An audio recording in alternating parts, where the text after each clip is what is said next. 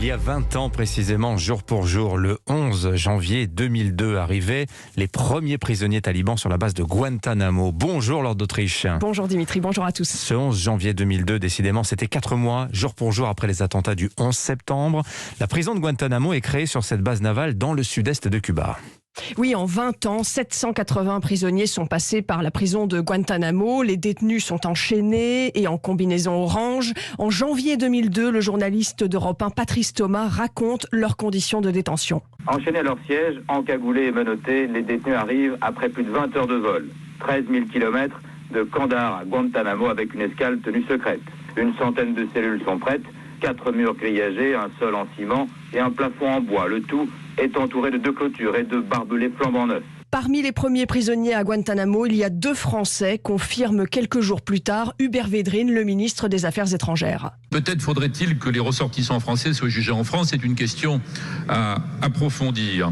Mais en tout cas, nous demandons aux autorités américaines que tous les prisonniers, quel que soit le statut juridique, bénéficient de toutes les garanties reconnues par le droit international, ce qui inclut naturellement leurs conditions de détention. Et 2 ans plus tard, pour la première fois, la Cour suprême des États-Unis autorise les prisonniers de Guantanamo à être défendus par des avocats. Et plus les années vont passer, plus on découvre comment ça se passe à l'intérieur de Guantanamo. Oui, les militaires qui surveillent la prison racontent, comme en 2006 au micro de François Clémenceau, ce général qui commande le centre explique comment les détenus continuent de livrer tous les jours des informations importantes. Vous ne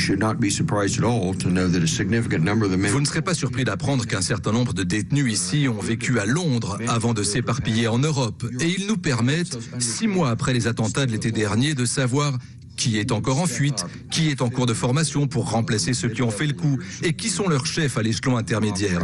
Cette même année 2006, une décision de justice aux États-Unis oblige le Pentagone à publier une liste des prisonniers de Guantanamo, 550 prisonniers, dans laquelle on découvre que certains détenus n'ont aucun lien direct avec le terrorisme, dit Olivier Roy, directeur de recherche au CNRS. Il y a beaucoup d'Afghans, donc ce sont manifestement des gens qui se sont trouvés au mauvais endroit, au mauvais moment, et qui ont été livrés à l'armée américaine, parfois d'ailleurs contre de l'argent. Et le président Barack Obama promet en 2009 de fermer Guantanamo, mais il ne le fera pas. Et cette même année 2009, le premier prisonnier libéré de Guantanamo s'exprime. Oui, Lakhdar Boumedienne, il est algérien, il est innocenté après 7 ans de prison et raconte alors à Europe 1 la torture qu'il a subie.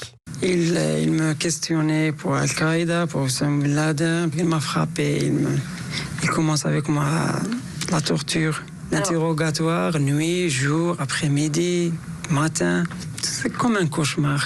Aujourd'hui, il reste 39 prisonniers à Guantanamo, dont un Pakistanais considéré comme un des cerveaux du 11 septembre. Voilà, et ces prisonniers malheureux de Guantanamo probablement ne sortiront jamais de Guantanamo, qui est devenu impossible à fermer à cause précisément de son vide juridique. On sait aussi que chaque détenu coûte 13 millions de dollars par an aux États-Unis. Merci beaucoup Lord d'Autriche. Il est bientôt 7h30.